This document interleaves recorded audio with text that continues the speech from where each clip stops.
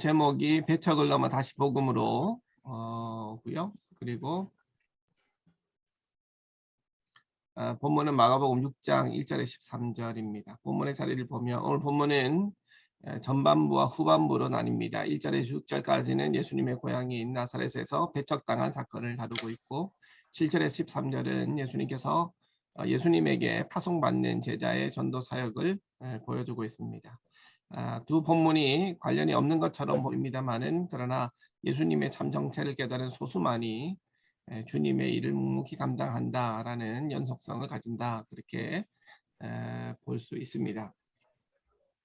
1절에서 6절까지 사건은 고향에서 배척당하신 사건이죠. 예수님께서 자신의 고향인 나사렛에서 안식일이 되어 회당에서 말씀을 가르치셨는데 어떤 말씀이었는지는 마가복음에는 밝히지 않고 있지만 병행 본문인 누가복음 4장에 보면 하나님 나라에 대한 이사야서의 말씀이 나옵니다. 이것이 이사야서의 말씀이 나를 통해서 이 땅에 이루어졌다라고 선언을 하셨던 것이죠. 이 말씀을 듣고 사람들이 그 지혜에 놀라워하고 또 놀라운 이적을 보여주셨던 것 같습니다. 그랬더니 오늘 본문에 보면 그 권능에도 놀라워합니다. 그런데 3절에 보면 사람들끼리 말합니다. 마리아의 아들 목수가 아니냐, 그리고 우리와 함께 있는 야고보와 요셉과 유다와 시몬의 형제가 아니냐 하고는 예수님을 시시하게 생각하고 극기하는 예수님을 배척합니다. 저들이 마리아의 아들 목수가 아니냐라고 했을 때 우리가 추측할 수 있는 것은 아버지 요셉이 빨리 죽었다는 것이죠. 어머니 마리아의 손에 컸다는 것입니다. 그러나 유대인들의 전통적인 관습에 의하면 비록 아버지가 이미 돌아가신 후에라도 그 자녀를 지칭할 때는 아버지의 이름을 사용하는 것이 관례입니다. 그러기에 마리아의 아들 목수가 아니냐라는 이 말에는 어떤 뉘앙스가 있냐면 뭐라고 네가 메시아라고 말도 안 되는 소리 하고 있네. 너는 아버지도 없고 어머니 밑에서 큰 고작 목수의 노동을 하는 자가 아니냐라는 조소와 경멸의 뉘앙스가 있는 겁니다. 그리고 말투를 보면 목수가 아니냐, 형제가 아니냐, 여기 있지 아니하냐 하는 이런 수사 의문문은 다 알면서도 의도적으로 깎아내리고 낮추는 부정적인 말투인 것입니다. 이래서 배척까지 하고 있습니다. 예수님께서 말씀하십니다. 선지자는 자기 고향과 자기 친척과 자기 집에서 배척당하는 법이다라고 말씀하시며 거기서는 아픈 사람 몇 사람만 고쳐주고 다른 이적은 행하지 않으십니다. 5절에 보시면 거기서는 아무 권능도 행할 수 없어라고 되어 있는데 이는 예수님의 능력이 부족해서가 아니라 그곳 사람들이 예수님을 받아들이지 않았기 때문에 예수님께서 더 이상 다른 이적을 행하지 않으셨다는 표현입니다. 그리고 예수님께서 생각하셨습니다. 고향의 사람들이 도저히 받아들이지 않는 것을 보면서도 믿지 않고 들으면서도 경청하지 아니하니 참 이상하다. 어떻게 저렇게 마음이 완악한가 탄식하셨다라는 겁니다. 여기까지가 이제 오늘 본문이죠. 이 사건에서 우리가 놓쳐서는 안 될 핵심적인 내용이 있는데 예수님께서 전하신 말씀, 보여주신 권능에 대해서 나사렛 사람들이 기이하게 생각하고 놀라기는 했지만 더 이상의 관심을 가질 이유가 없다고 생각하며 배척을 했다라는 사실입니다. 왜 그랬을까요? 그것은 고정관념이 만든 편견 때문입니다. 이러한 개인적인 편견은 시간이 지나면서 개인 편견, 사회적 편견으로 발전하게 됩니다.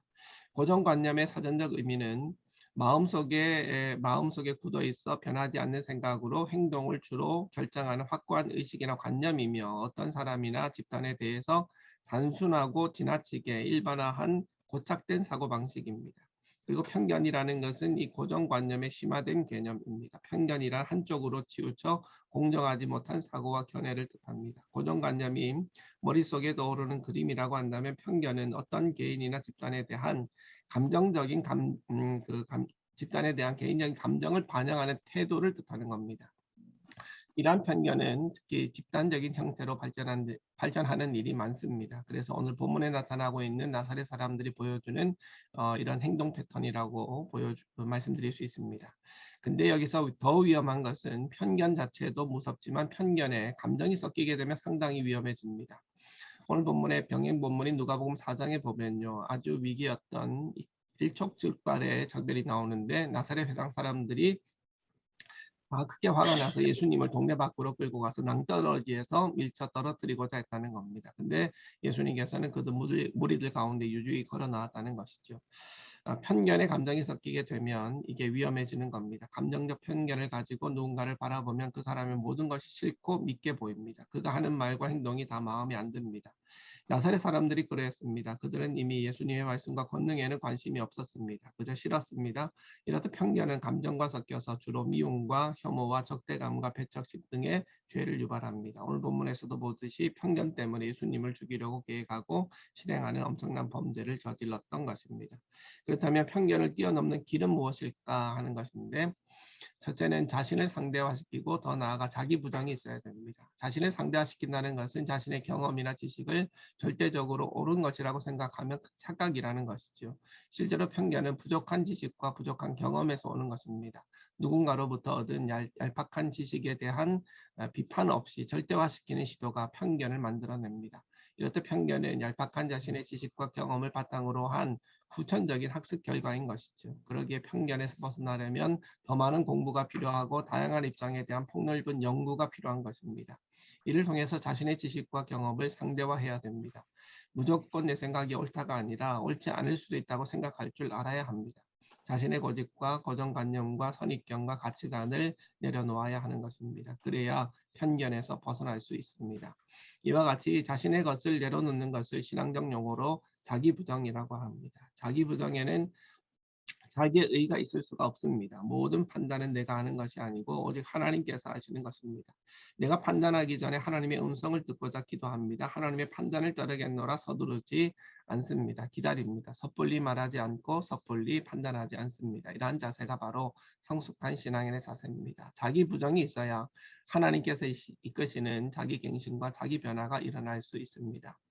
두 번째로 내게서 일어나는 부정적인 감정의 표출을 멈추어야 됩니다. 상대방을 향해서 또 누군가를 향해서 또 어떤 집단을 향해서 분노하거나 정죄하거나 비난하거나 혐오하는 일을 멈추어야 하는 것입니다. 나사렛 회당 사람들은 무리지어 예수님을 죽이려고 했죠. 예수님이 저들에게 해를 가한 적이 없습니다. 오히려 병을 치료해 주셨죠. 예수님을 죽이고자 했던 이유는 다름 아닌 저들의 편견 때문이었습니다. 편견 하나 때문에 분노하고 정죄하여 살인을 모의했던 것입니다. 부정적 감정이 개입되면 판단력이 상실됩니다. 편견에 사로잡혀 있는 그대로를 보지 못하고 오히려 거짓을 만들어내고 공연히 트집을 잡아서 억지로 잘못을 지어내어 흠을 잡기도 합니다. 결코 바른 행동이 아니지요. 이처럼 편견은 자신의 신앙 성숙을 방해하고 삶에 있어서도 인간관계를 무너뜨리게 되는 것입니다. 세 번째로 예수님께로 마음을 열어야 됩니다. 그래야 편견에서부터 자유로워집니다. 빌립보서 2장에 보면 아무 일에든지 다툼이나 허용으로 하지 말고 오직 겸손한 마음으로 각각 자기보다 남을 낮게 여기고 너희 안에 이 마음을 품으라 곧 그리스도 예수의 마음이니. 이 구절에서 확인할 수 있는 것은 자신을 상대화하고 자기를 부정하라는 말씀이죠. 각각 자기보다 남을 낮게 여겨라라는 말씀은 자신을 상대화시키라는 겁니다. 나보다도 남이 나을 수 있다는 것을, 내 생각 내 판단보다도 남의 생각과 남의 판단이 옳을 수 있다는 것입니다. 상대방을 존중하라는 겁니다. 그래야 다툼과 분쟁이 사라진다는 것이죠. 평화를 이룰 수 있는 것입니다. 여러분, 하나님의 뜻이 무엇입니까? 하나님의 뜻은 정죄가 아닌 용서입니다. 싸움이 아닌 평화입니다. 미움이 아닌 이해입니다. 혐오가 아닌 사랑입니다. 이것을 예수님께서 몸소 가르치셨습니다. 우리는 나보다 남을 낮게 여기고 자신을 낮추시고 버리신 예수님의 마음과 삶을 배워야 하겠습니다. 이제부터는 나의 생각과 판단의 중심에 예수님을 놓아야 합니다. 예수님이라면 이 상황에 어떻게 하셨을까 생각할 수 있어야 됩니다. 그리고 자신의 지식과 판단력은 늘 부족하기에 항상 성령님께 지혜를 구해야 할 것입니다. 7절에서 13절까지 말씀 제자 파송 사건인데요. 7절에 의하면 예수님께서 12제자를 둘씩 짝지어서 마을로 파송하는 모습을 볼 수 있습니다. 예수님께서 이들에게 어떤 능력을 주셨냐면 7절 중반절에 보면 더러운 귀신을 제어하는 권능을 주시고 라고 되어 있습니다. 그리고 12절과 13절에 보면 제자들이 나가서 회개하라 선포하고 많은 귀신을 쫓아내고 많은 병자에게 기름을 발라 고치더라 라고 기록하고 있습니다. 파송받은 제자들이 세 가지 사역을 했는데 첫째는 회개하라 전파했다는 것이고 둘째로 많은 귀신을 쫓아냈고 셋째로 많은 병자를 고쳐냈다. 이 세 사역은 예수님의 사역과 동일하죠.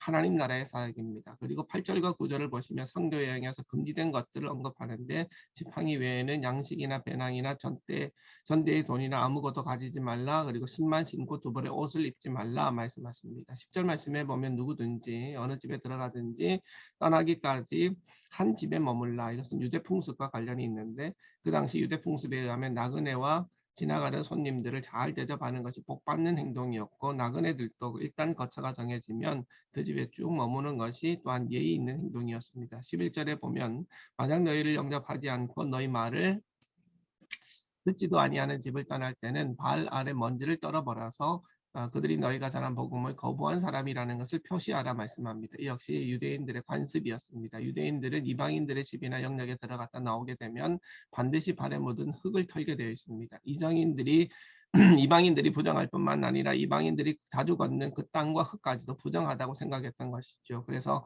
거룩한 자기들의 땅에 들어오기 전에 반드시 이방인 지역에서 묻혀왔던 신발의 흙은 털어야만 했던 것입니다. 이러한 유대인들의 관습을 염두하시면서 예수님께서는 다른 방식으로 적용하셨습니다. 복음을 그 집에서 전했는데 만약 그 복음을 받아들이지 않는다면 그 집을 나올 때 그 발에 흙을 털어버리라는 겁니다. 유대인들이 이방인들을 무시하는 것처럼 복음을 받아들이는 새 시대의 사람들은 복음을 받아들이지 않는 완악하고 어리석은 사람들을 무시해도 괜찮다라는 것이죠. 그만큼 그들은 자신들의 받을 복을 발로 차버린 격이어서 제자들로서는 더 이상 미련을 둘 필요가 없다는 겁니다.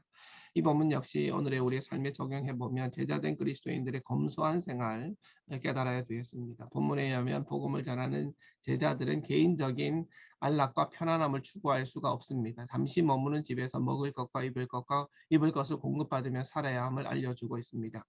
말 그대로 나그네로서의 삶을 살아야 함을 가르쳐주고 있습니다. 나그네 삶이라는 것은 머무르는 곳에 미련을 두지 않는다는 것을 뜻하죠. 오늘 대부분의 사람들은 한 곳에 머무르면서 평안과 안락을 취하고자 합니다. 그래서 많은 소유물을 필요로 하게 되고 그 소유물들이 쌓이면서 더 이상 이동할 수 없게 되고 머무를 수밖에 없는 그리고 짐들이 많아집니다. 이제는 떠나려고 해도 엄두가 나지 않죠. 다 놓고 떠나려고 하니 미련이 남게 되는 겁니다. 우리 그리스도인들은 이렇게 살아서는 안 됩니다. 성경은 늘 우리에게 말씀합니다. 우리 인생은 나그네 인생이다. 결국에는 다시 하나님께로 돌아가는 것이다 라고 말씀합니다. 이 땅에 미련을 두지 말고 살아야 된다라는 것이고 이 땅에 많은 것을 쌓아두면 욕심을 부리게 되고 더 많은 것을 소유하려고 하고 인생을 허비해서는 안 된다라는 겁니다. 그럼 어떻게 살아야 될까? 방랑하는 나그네처럼 나의 소유를 간단히 하고 언제든 떠날 수 있도록 떠날 때 떠날 수 있도록 삶을 가볍게 간단히 해야 된다라는 겁니다. 이러한 삶이 나그네의 삶이고 또한 현명한 삶이고 그리스도인의 삶이 되어야 하는 것입니다. 자, 이 정도로 하시고요.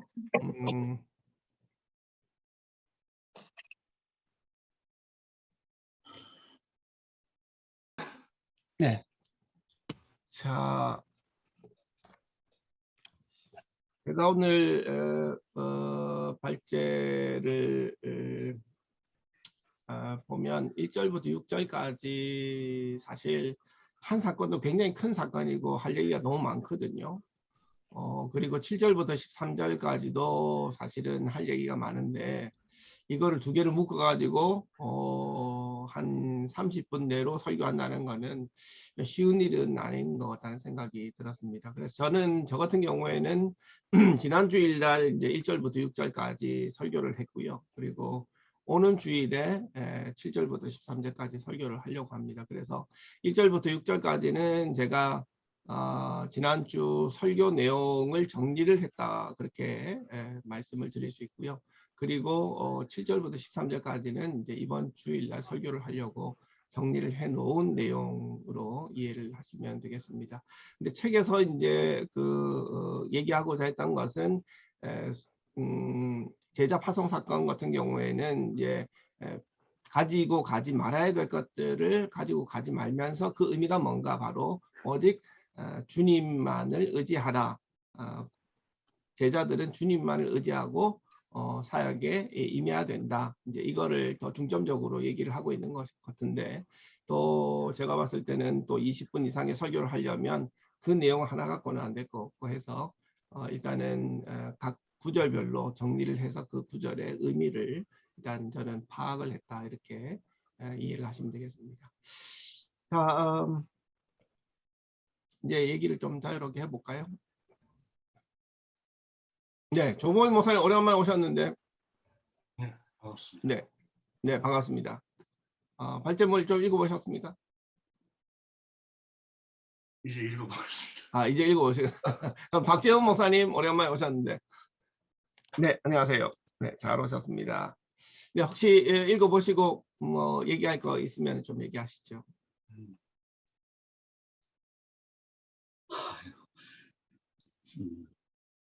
좀 이따 하셔도 됩니다. 예. 좀 이따 하시고. 그럼 정근영 목사님, 네, 네. 네. 네, 오늘 본문이 이제 그 고향, 뭐 자기가 잘 아는 곳에서 오히려 배척을 받고 인정받지 못한다는 그런 말씀인데, 저도 이 본문을 읽으면서 제가 지금 가족 목회를 사실 하고 있거든요. 그래서 이제 뭐 다른 성도님이 한 3가정, 네 가정이 뭐 다른 이제 우리 가족이 아닌 가족은 한 4가정이고, 저희 가족이 한 5가정, 이제 뭐 그렇게 해서 한 10가정 정도가 함께 예배드리고 있습니다. 그래서 그 처음에 개척을 할 때 많이 걱정을 하시더라고요. 처음에 가족이 많은 참 힘이 되지만 또 가족과 이렇게 목회를 한다는 게 쉽지 않다. 오늘 본문에서도 보면 오히려 예수님을 잘 아는 사람이 예수님을 받아들이지 못하고 배척하고, 또 성경에서 보면 예수님의 그 동생들도 예수님을 믿지 않았다. 나중에야 뭐 주의 동생 야고보가 등장하지만, 그런 것처럼 이 가족 목회, 그러니까 성도님과의 관계가 너무 뭐 그런 말이 있지 않습니까? 친해도 안 되고 또 너무 멀어져도 안 되고. 그래서 뭐 저도 좀 그런 거에 대해서 좀 생각을 했었는데, 저희 집사람이 이제 뭐 다른 교회 그냥 이렇게 뭐 교육자로 이제 거기 이제 제가 부목사로 그냥 사모로서 이렇게 지내다가 이렇게 개척교회를 하면서 성도님들과의 많은 친밀한 관계를 하다 보니까 막 처음에 막 되게 잘해주고 또 잘해준 만큼 또 이렇게 섭섭한 일도 생기고 해서 좀 많이 좀 힘들어하는 것을 보는데, 오늘 예수님도 참 어떻게 보면 갈릴리 나사렛에서 더 많은 이적을 행하셨으면 우리가 더 많은 이야기를 듣고 또 놀라운 많은 은혜를 받을 건데, 오히려 예수님을 잘 아는 사람들이 오늘 예수님을 받아들이지 않는 모습이 어떻게 보면 또 우리의 모습인 것 같아요. 요즘에 코로나 시대에 사람들이 많은 인터넷 방송을 보는데 뭐 이런 말이 있더라고요. 그 교회에서 받지 못한 은혜를 막 이렇게 그 방송을 찾아다니면서 설교를 다른 사람을 자꾸 보고, 교회에서는 자꾸 자기 교회에 대해 또 실망하는 모습. 그래서 우리가 오늘 말씀을 통해서 나의 주변에 있는 사람들 안에서 인정받고 또 거기서 그 하나의 그 벽을 허물고 나간다는 것이 참 무척 힘들구나. 그래서 가족 목회가 어렵지만 또 이것도 하나의 벽이라면 벽인데 그것을 또 잘 딛고 일어섰으면 좋겠습니다. 네, 좋습니다. 자, 그 본문에 대한 내용에 이성 목사님 말씀을 좀 해주시죠. 네. 설교가 어렵다는 생각이 드네요. 사실상 그 고정관념과 편견을 넘어서는 것이 논리적으로 이해되는 것은 뭐 분명할 수 있는데, 삶에서 그것이 당신 고정관념이 있어 편견이야 이렇게 얘기하는 게 참 어렵더라고요. 근데 그와 같은 저희를 보면 자신이 옳다는 그 신념이 확신이 가끔씩은 고정관념이 되어지거나 편견으로 되어지는 경우들이 있는데, 그런 점이 보면 딴 데 같으면 우리 예수님 그래도 좀 베풀었을 것 같은데, 자신을 해하는 자를 위해서도 용서하시는 분인데 더 이상의 많은 기적들을 베풀지 않은 이유는 주님의 감정에 대한 문제가 아니라 그것을 받아들일 조건이 안 돼 있던, 그렇죠? 그래서 어쩌면 우리들도 하나님의 말씀에 대해서 지혜가 부족한 것이 아니라 받아들이려고 하는 마음이 부족하기 때문에 더 많은 역사를 경험하지 못하는 것은 아닐까. 저는 그런 쪽의 포인트를 조금 살려서 하면 어떨까 하는 생각이 듭니다. 네, 그렇습니다. 네, 윤자 목사님.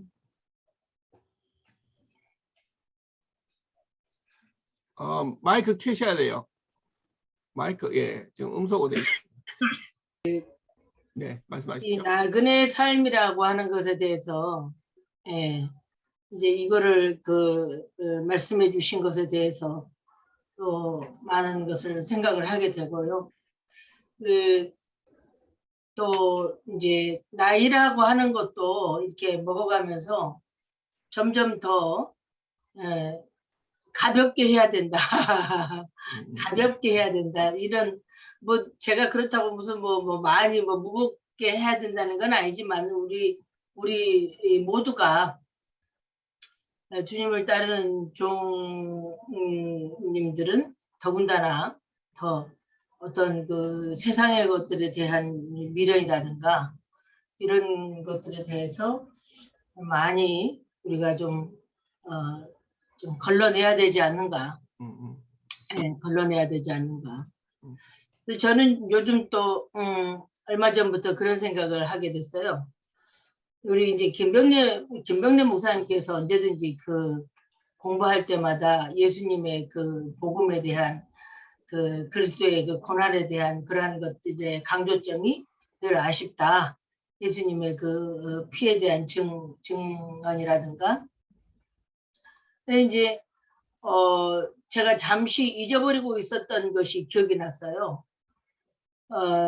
목사고시 볼 때 그 설교를 저는 이제 한 번에 끝났지만 그 설교에 예수 그리스도의 그 고난과 부활에 대한 표현이 안 나타나면 안 된다는 그런 교육을 진짜 많이 받았거든요.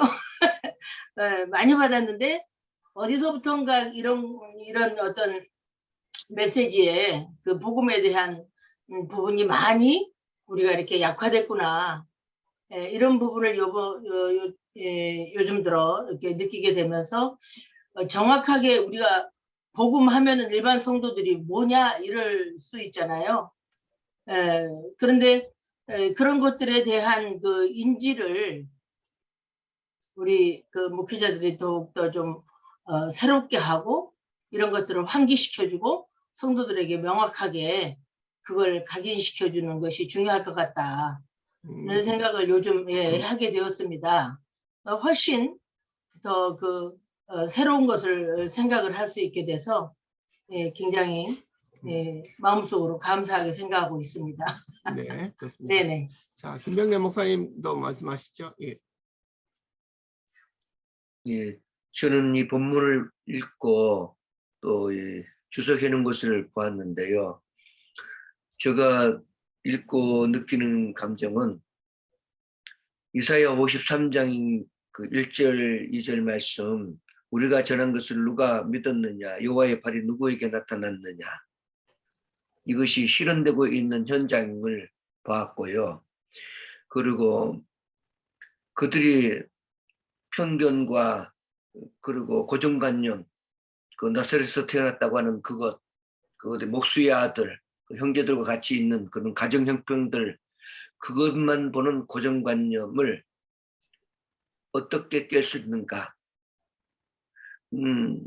주님은 그것을 깨려고 한 것이 아니고 예수님이 자기가 그리스도이심을 드러내는 방법이 병을 고치고 귀신을 내쫓고 다른 표적과 역사를 통해서 그리스도 되심을 계속 드러내는 겁니다.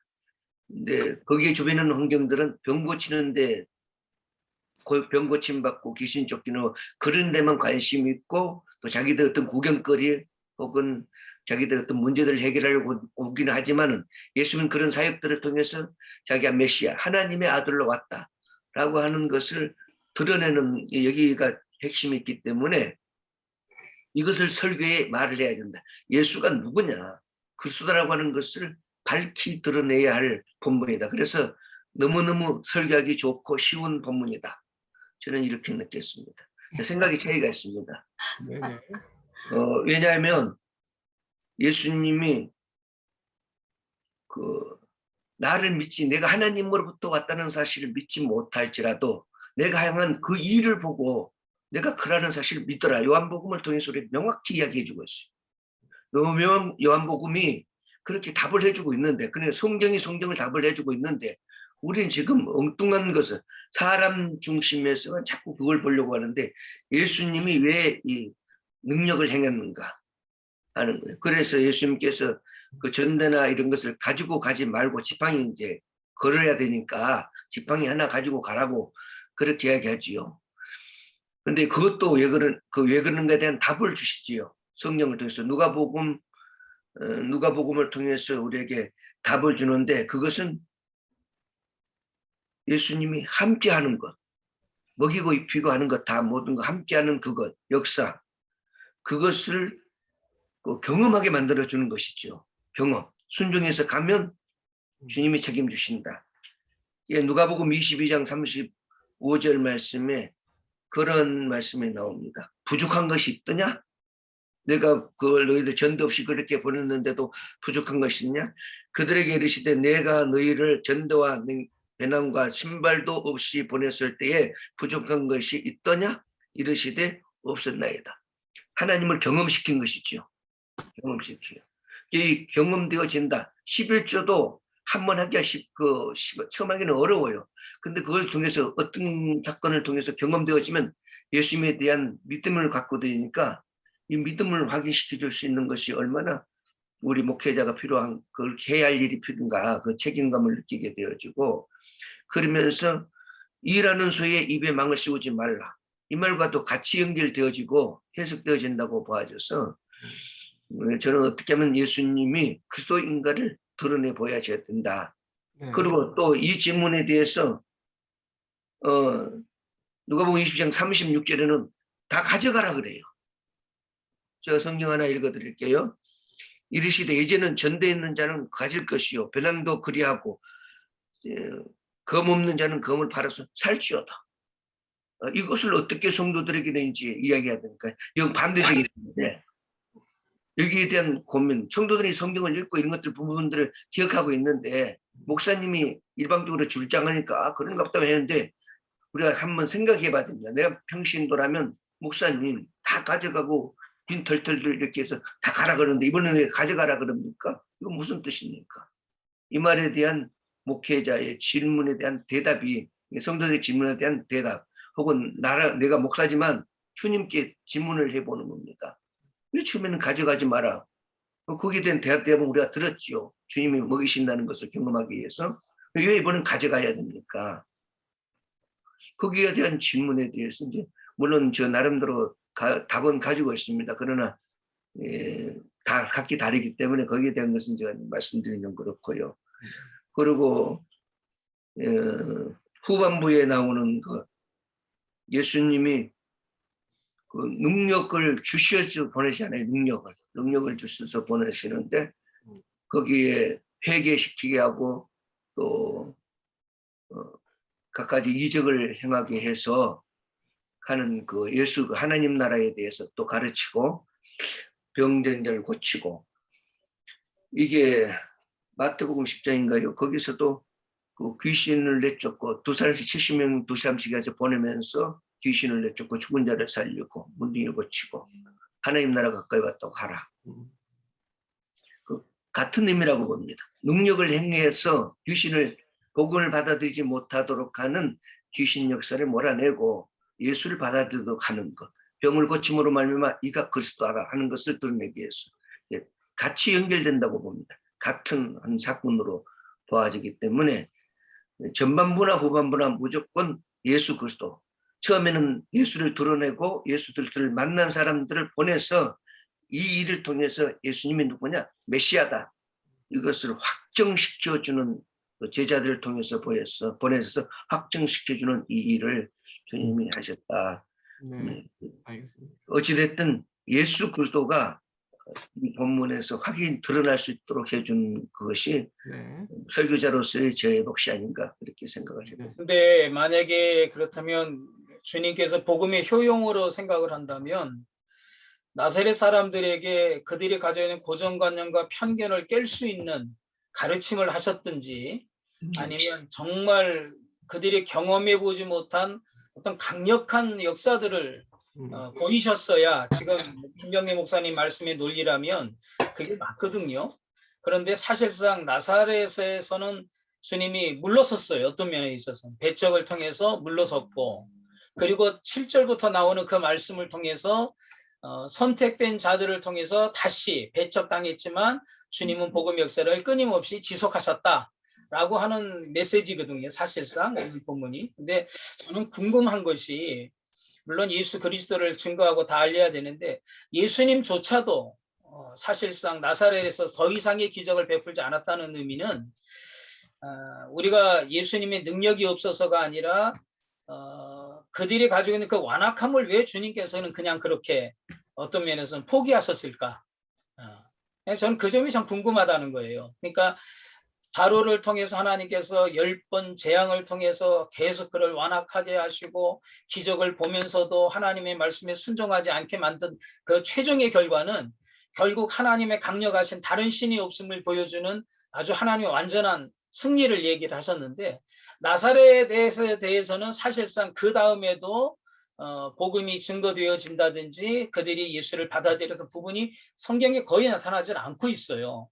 그렇다면 이 고정관념이나 편견을 주님께서는 깨서 그들에게 복음을 제시했다기보다는 오히려 주의 복음을 깨닫고 전하는 이 초점에 더 많은 점이 있다는 거죠. 그래서 혹시나 우리들 가운데도 이런 고정관념이나 편견으로 인해서 더 이상 주님의 역사를 경험하지 못하는 이런 일들이 있다면 이건 얼마나 두려운 일일까? 저는 오히려 좀 그런 쪽에 우리 성도들한테 조금 초점을 맞추면서 그러나 배척을 당했다 할지라도 주님은 끊임없이 복음의 사역에 앞장서고 일하고 계시다. 이 점을 좀 강조한다면 그 어떤 본문 가운데 대비가 좀 되지 않을까 하는 생각이 듭니다. 네, 중요한 말씀. 네, 중요한 말씀인 것 같습니다. 자, 김마태 목사님 또한 말씀하시죠. 저는 앞에서 이제 편견의 문제가 참 많이 생각을 하게 합니다. 뭐 우리가 이 세상에 살면서 내 생각이 늘 옳다라고 하는 것은 그건 착각인 거죠. 뭐 갈릴레오 사고를 우리가 끊임없이 해야 되는데 이게 개인적인 것에서부터 시작해서 집단적으로까지 판단하고 죽이고 배척하는 이런 시대에 교회가 잘못하면 갈릴레오 시각을 가질 수 있겠다. 맞아요. 목회자들이 또 그럴 수 있겠다. 그래서 성도들의 말도 좀 들어줘야 할 필요가 있지 않나 생각. 그래서 저는 계속 질문하라고 얘기합니다. 무엇이든지 질문하면 질문하는 가운데 또 답도 보이고 다른 길도 보이고. 그래서 진리라고 하는 것이 항상 있는데 그게 이제 과거 예수님 시대에 또 구약 시대에 또 오늘 우리 시대에 깨닫는 것이 각각 다르잖아요. 환경이 다르고 사람이 다르고. 그래서 그 편견이라고 하는 것을 우리가 쉽게 그게 말씀이 이런데 그렇게 하면 시대가 달라지고 사람이 달라지고 사고하는 게 다 달라졌는데 그거를 바르게 해석해 주는 게 우리라고 이게 목회자들이고 리더자들인데 리더자들이 편견에 사로잡혀 있다고 한다면 세상을 못 따라가는 거죠. 갈릴레오식 사고가 그거 아닌가 싶어요. 교회가 저 갈릴레오를 재판하고 판단했을 때. 그래서 우리는 그걸 항상 염두에 두고 복음을 보고 말씀을 보고 또 텍스트를 또 한번 생각해 보고 또 오늘의 우리의 삶의 성도들의 모습도 좀 생각해 보면 편견이라고 하는 것 참 어찌 보면 우리에겐 늘 생각하게 하고 또 판단해 보게 되고 나를 또 돌아보게 되고 끊임없는 이제 자기 부정을 통해서 예수님처럼 그렇게 살아가게 되는 것이죠. 자기 부정이라고 하는 게 참 어렵지만 내 말이 항상 옳지 않고 내 말이 바르지 않다라고 하는 것도 인식해 주는 아마 좀 그런 부분에서 본문을 좀 이런 본문 참 설교하기 힘들고 자기를 또 내놔야 되고 내려놔야 되기 때문에 내가 그 시대에 있었으면 나사렛 고향 사람의 한 사람일 수도 있는 거기 때문에 우리가 이런 것들을 보고 좀 깨달으면 좋겠다. 그런 생각이 좀 듭니다. 네, 좋습니다. 윤석근 목사님, 예, 마이크 키시고. 네, 네, 반갑습니다. 예, 오늘 이 두 가지의 말씀이 이렇게 연결이 되어 있다고 보는데요. 우리 사람들, 우리 자신들을 살펴보면 하나님의 종으로 예수님께서 우리를 쓰시고자 하는 그런 의도를 가지고 우리가 부르심을 받았는데 다른 사람은 잘 모르잖아요. 내 자신과 하나님과의 관계에서 아는 거고 다른 사람이 저 사람은 하나님의 사람이야 이렇게 받아들인다는 것이 쉽지 않을 것 같아요. 가족들도 물론이거니와. 예, 그래서 고향에서나 이제 자기 집에서는 존경을 받지 못하지만 그리고 우리가 실제로 전도를 해봐도 다른 사람들이 뭐 인정해가지고 그거를 전도를 받아들이고 그러지 않는 상태에 있잖아요. 그럼에도 불구하고 예수님은 우리에게 명령하시고 또 우리에게 복음을 전하라고 말씀하시니까 우리는 그냥 가서 전할 뿐이잖아요. 그래서 우리에게 중요한 것이 예수님이 우리에게 이제 명령하시고 말씀하시고 그것을 듣고 우리는 순종할 때 하나님의 역사가 일어나지 않을까. 예, 그래서 우리는 사람들을 보고 내 자신을 보면 아무것도 하기가 힘들죠. 무슨 일을 하기가 힘들지만 하나님의 일을 감당하기가 힘들지만 그러나 예수님이 명령하신 그 말씀에 순종하고 그 말씀을 따라 살아갈 때 그럴 때 하나님께서 우리를 통해서 역사를 이루시지 않나. 그래서 때로는 배척을 당하고 또 어려움을 당할지라도 우리는 하나님의 말씀을 듣고 그 말씀대로 살아가면 하나님께서 우리를 사용하시지 않겠나 하는 네. 그런 생각을 해봅니다. 네, 좋습니다. 자, 네, 그러면 박재훈 목사님, 예, 한 말씀 하시죠. 그 배척이라는 그 키워드가 그 눈에 들어와서 계속 생각하게 되고, 그 나사렛 그 고향으로 가셔서 배척받았던 그 이유가 그 개개인의 어떤 편견이나 선입관으로 볼 수도 있겠지만 그 어떤 집단적인 최소한 나사렛 아니면 확장해 나가면 갈릴리 지역 이상의 그 사회적인 통념이었던 것 같아요. 사람을 랭킹 어떤 등급화하는 그 시대의 사회가 요구하는 인재상 또는 어떤 자격 요건에 미달되는 이제 예수님을 허용할 수 없었던 거죠. 근데 이게 저도 사실은 그 교인들을 판단하거든요. 제 마음속에 이 대한민국 사회 속에서 이제 성공했다라고 일컬어지는 그런 그 기준에 대한 선망도 아직도 남아있고 죽을 때까지 없어지지 않을지도 모르겠거든요.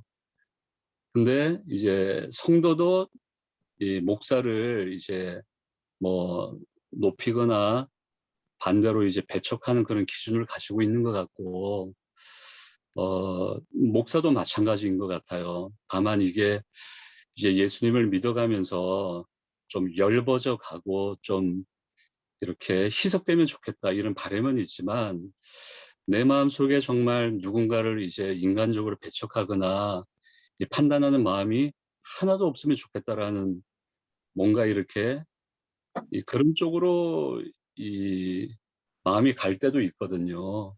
왜냐면 못마땅하니까 왜 자꾸 이렇게 사람을 배척하지? 뭐 어떤 이유로 말이에요. 하여튼 뭐 이야기 길어지는데 그래서 제가 개인적으로 관심이 가는 거는 개인적인 이유 이상으로 그 시대의 어떤 집단적인 통념 이런 종류의 집단 지성 같은 게 있었다는 생각이 들고 우리 시대에도 뭐 다른 이유로 다른 모습으로 자리 잡고 있을 것이다라는 생각을 하면 이게 그 대한민국 사람에게 너무 친숙한 어떤 가치 기준이기 때문에 하나님 앞에서 뭐 이런 걸 가지고 배척하거나 이런 걸 가지고 사람을 높이는 게 뭐가 문제냐. 이게 참 필터링 자체가 안 될 것 같다라는 생각이 들거든요. 그래서 어떤 문제가 인지가 돼야 그 문제 앞에 내가 뭐 잘못됐다라든지 아니면 좀 더 다른 방안을 찾아야 되겠다 이런 생각이 들 텐데 예수님 시대의 어떤 고향 사람들은 그런 인식 자체가 불가능하지 않았을까 싶어요. 근데 이거를 오늘날 예수님을 믿는다고 해도 특히 목회자라고 해서 이걸 어떤 뭐랄까 이런 종류의 어떤 사람들이 가지고 있는 인식과 관습을 깨뜨릴 수 있을까? 저는 좀 부정적으로 보거든요. 이걸 깨뜨리는 게 우리의 소명일까 싶기도 하고 오히려 이런 엄청난 이 벽을 만났을 때야 비로소 내 속에도 저 사람들이 배척하던 그런 종류는 아닐지라도 더 은밀한 배척하는 마음도 있고 사람을 줄 세우는 어떤 그런 모르겠어요. 제가 그런 사람이라서 그렇게 보이는지는 모르겠지만 이게 굉장히 이 마음이 아프거든요, 사실. 누군가를 판단하고 또 설령 명분이 저한테 있어도 누군가를 배척하게 됐을 때 너무 이게 기분이 좋지 않은 거예요. 사람을 판단하고 결국에는 이 판단하는 주체자가 이 나라는 사실이 그 올바른 일의 어떤 꼭지를 딱 잡고 있을 때 더욱 괴로운 거예요.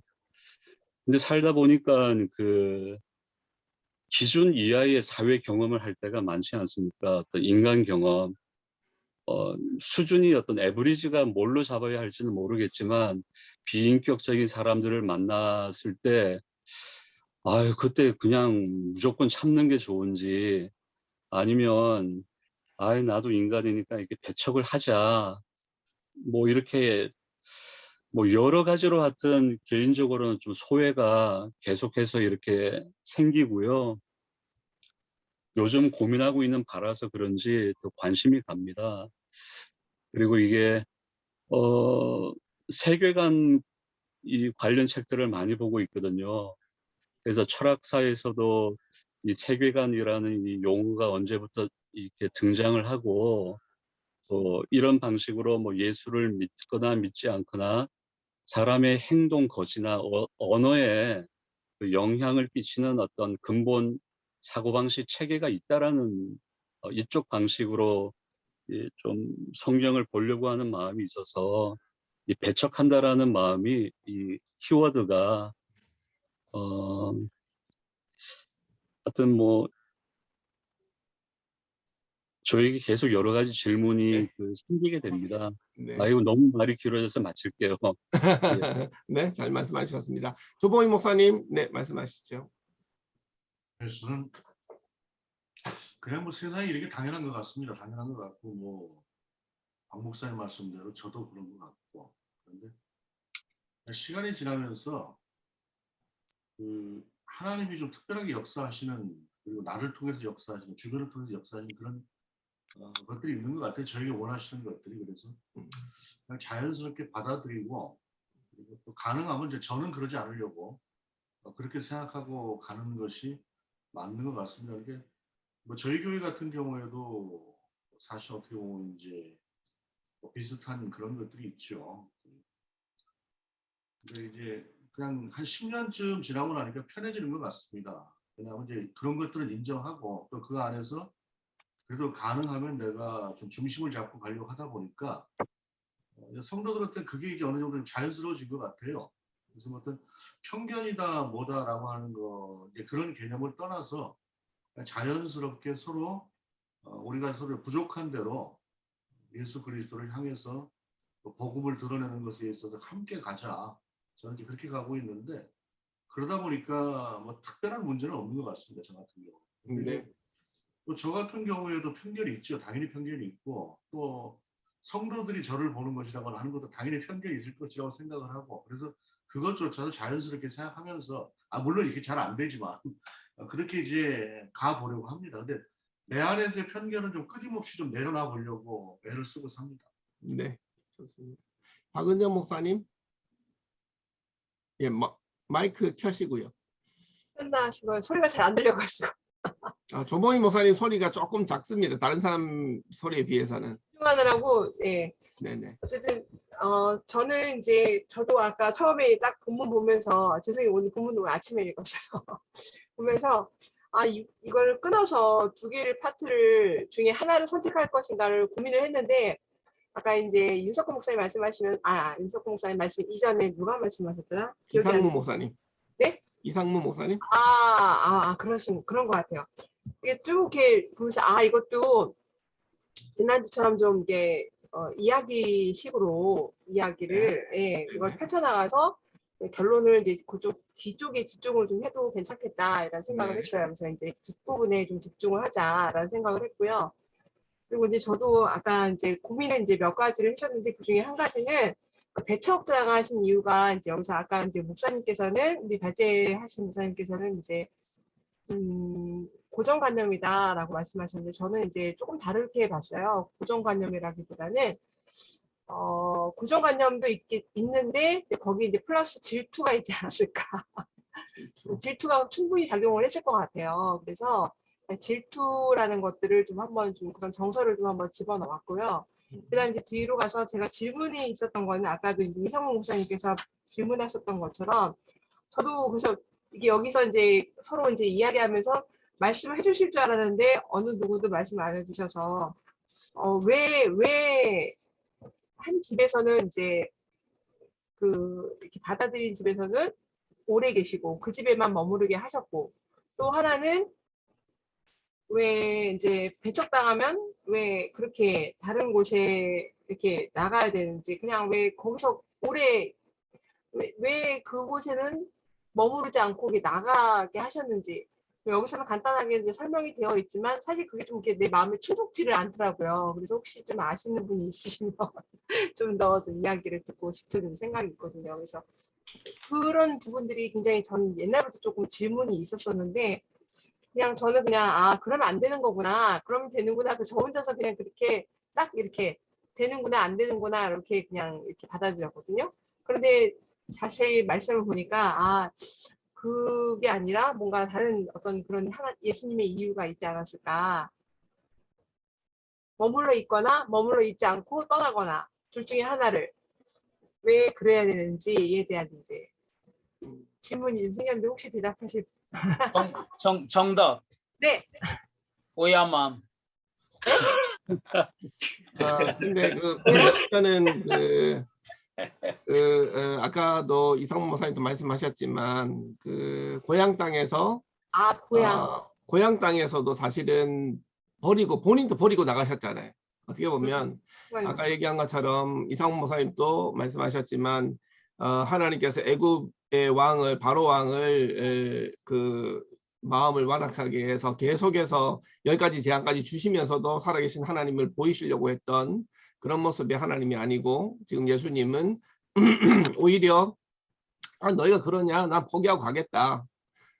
그냥 너희가 배척하는 거에 대해서 그냥 그래 그러려면 그러라 하고 그냥 묻어두고 가시잖아요. 마찬가지로 지금 또 복음을 전했지만 복음을 받아들이지 않는 사람들한테도 그래 그러면 묻어두고 간다.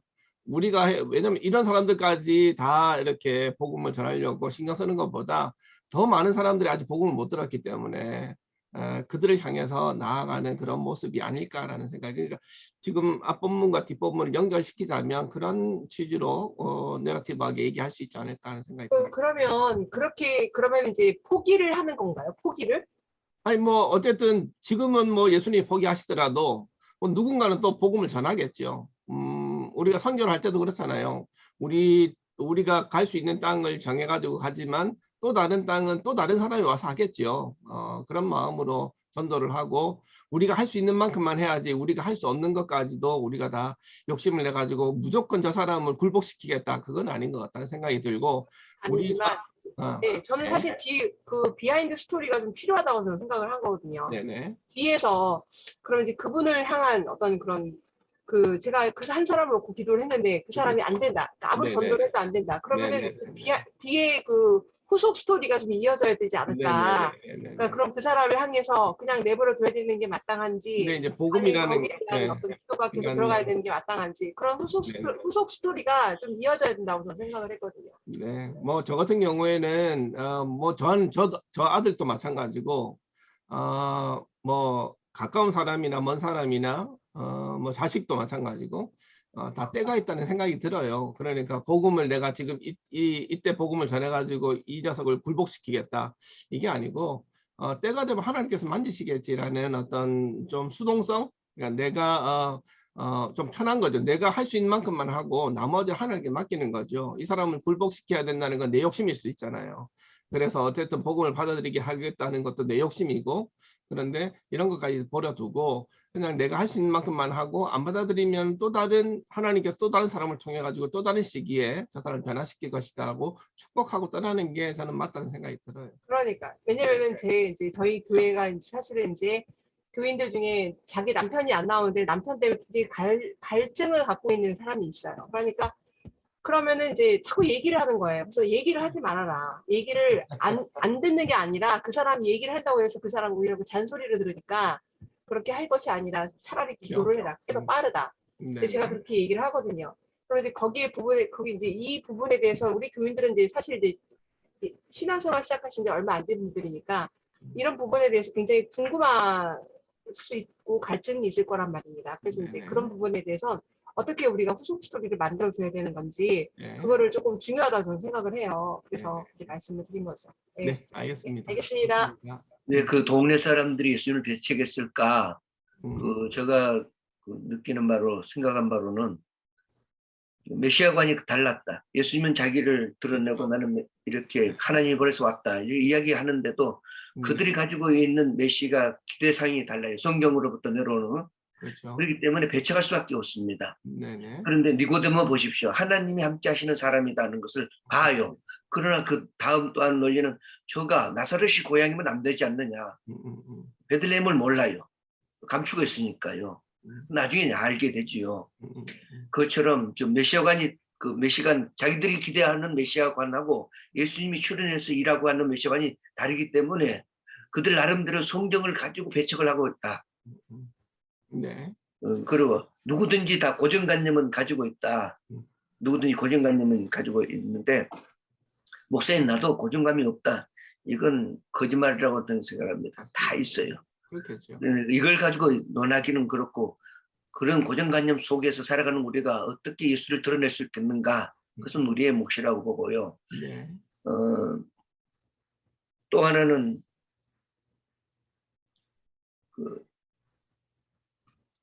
이거 있잖아요. 왜 예수님 그곳을 떠났는가? 하나님은 때를 기다리고 또 기회를 주고 또 자유의지. 사도 바울처럼 단번에 그냥 딱 박살내서 돌아서게 만드는가 하면 또는 오랜 기간을 두고 그가 예수를 영접하게 하는 그런 자유의지도 허락해 놨다. 그 중에 하나 예를 들어본다면 그거 있지요. 그 간질 귀신 들린 아이의 아버지. 그 믿음의 때를 이야기하거든요. 할 수만 있거든 했을 때 무슨 말이냐. 주여 내가 믿음 없으나 믿음을 채워주세요. 바로 그때 요구를 바로 해요. 그때 예수님이 그냥 그 자리에서 아이를 고치지 않습니까? 그 내용을 자세히 읽어보면 그 아버지가 요청하는 것, 믿음을 채워달라고 하는 요청을 해요. 그러니까 지금 예수님 그 동네에서 하지 않는 것은 주님이 그들의 믿음, 메시아로 받아들일 수 있는 믿음이 자라기를 기다리고 있는 거예요. 그리고 다른 데로 방향을 틀어요. 이 정도만 하고요. 다음에 저기 한 집에 있도록 하는 것, 그건 각기 생각이 좀 다를 수 있습니다만 저는 이렇게 생각해요. 귀신이 쫓겨나서 고침받았다는 사람이 그 문제를 해결해 준 그 사람을 그냥 내보내겠는가? 은혜 받은 자는 보답하지 않은 그 정신이 이미 이스라엘 백성들은 다 들어있잖아요. 그렇지 않아도 나그네 고아 가구를 도와주는 것이 다 들어있는데 하물며 주님께서 보내셔 그 능력을 가지고 귀신 내쫓고 질병을 고치고 그들이 가지고 있는 갖가지 문제를 해결해 줬는데 그렇지 않아도 잠을 주어줄 수도 있는데 그들에게 줄 것이 주지 않겠느냐. 그래서 오늘 교회를 말하자면 은혜 받은 자가 어찌 하나님 앞에 찬양을 제대로 하지 않을 수 있겠는가. 은혜 받은 자가 하나님에게 이런 것도 기도해 볼 수 있지 않겠는가. 은혜 받은 자가 봉사 못할 것이 뭐 있는가. 그 구원받은 자 은혜, 예수 피로 속됨의 은총을 받은 자가 생명도 내놓는다. 거기까지 나가는 최정점에까지 나가기는 작은 것부터 하나하나 깊이 경험시키시지요. 경험시키요. 그래서 은혜 받는 자는 내놓도록 한다. 그 한 집에 머물러 있는 그거 좀 저는 그쪽을 조금 생각을 해봤습니다. 네. 네, 좋습니다. 혹시 뭐 시간은 거의 다 됐긴 했는데요. 더 하실 말씀 있으시면은 좀 더 하셔도 괜찮을 것 같습니다. 오늘 메시지 네. 말씀하세요. 아니 조 목사님 하십시오. 근데 저는 그 예수님도 놓을 때는 놓고 나가셨는데 우리가 너무 그냥 다 한다고 하는 것 자체가 저는 무리라고 생각을 합니다. 네, 네, 좋습니다. 이상훈 목사님. 네. 예, 저는 오늘 메시지하면서 요한복음 1장 11절로 그 13절 그 말씀을 조금 이 메시지를 집어넣으면 조금 이렇게 기름이 쳐지지 않을까 하는 생각이 어디죠? 드는데요. 요한복음 어디요? 요한복음 1장 11절부터. 네네. 10절부터도 좋습니다만 11절.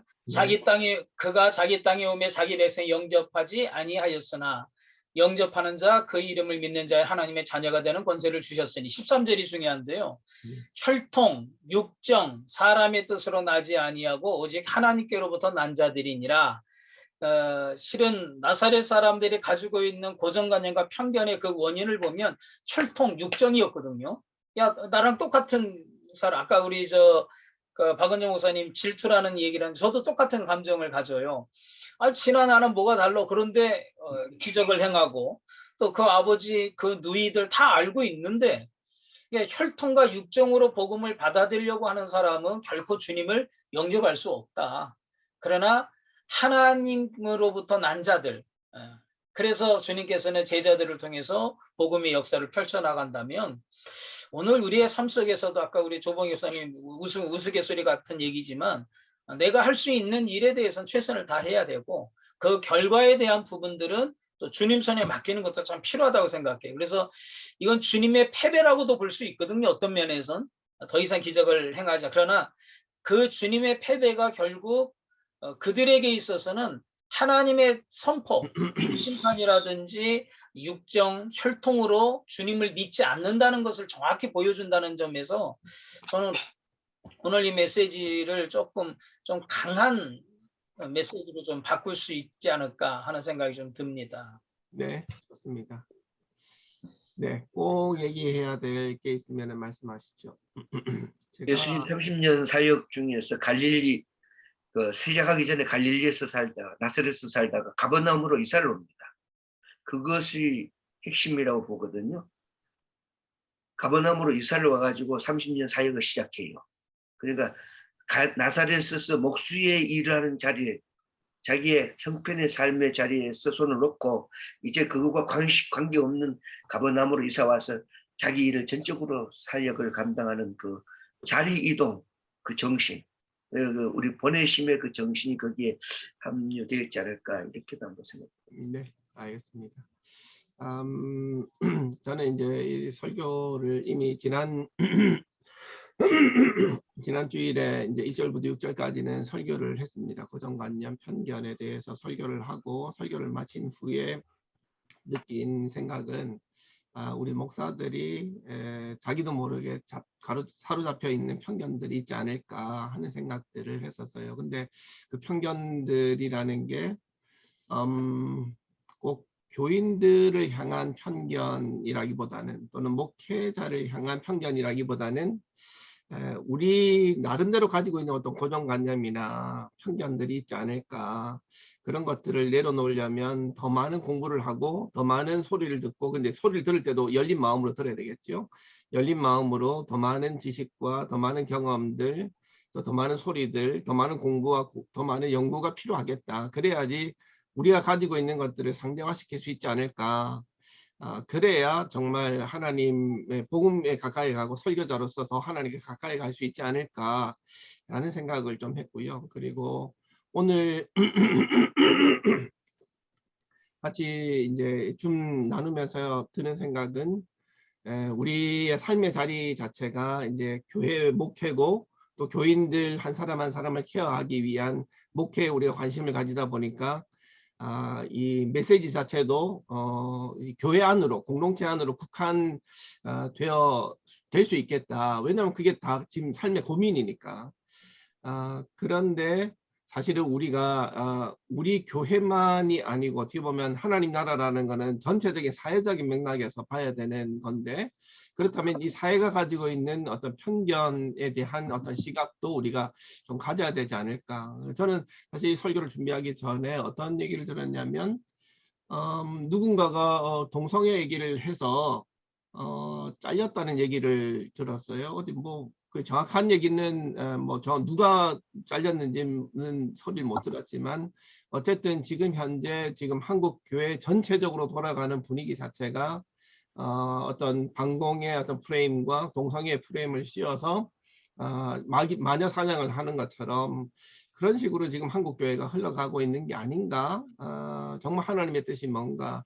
그들은 어쨌든 자신들의 어떤 고정관념이나 편견에 사로잡혀 있는 게 아닌가. 또다시 심판하고 있으려고 하는 어떤 그런 칼을 지니고 있는 게 아닌가.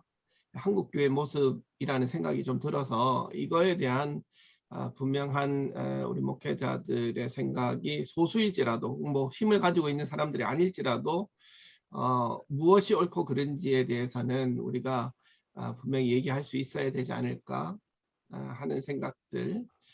이런 것들까지도 저는 사실은 설교가 끝나고 나서 계속해서 드는 생각이었어요. 그래서 한 교회를 넘어서 한국 교회를 생각하고 한국 교회와 한국 사회를 생각했을 때 우리가 좀 더 고민하고 또 설교하고 또 이렇게 집중해야 될 게 많겠다라는 생각들을 좀 했습니다.